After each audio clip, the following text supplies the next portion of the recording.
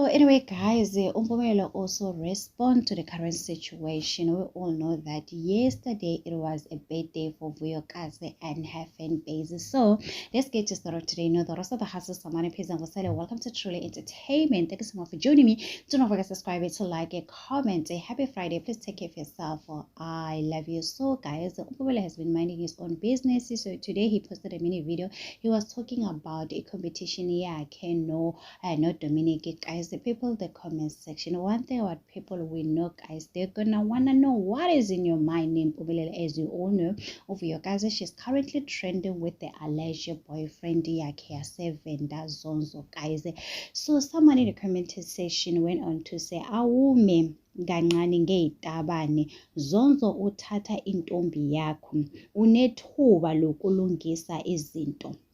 Umpumelo was like a point of correction.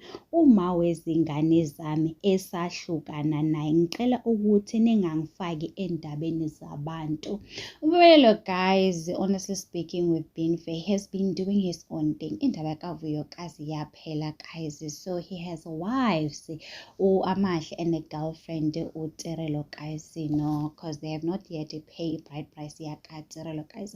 A situation Vuyokazi knew exactly what she was doing. She needs to take accountability, guys. Vuyokazi know herself. She knows she's a brand. She needs to protect herself.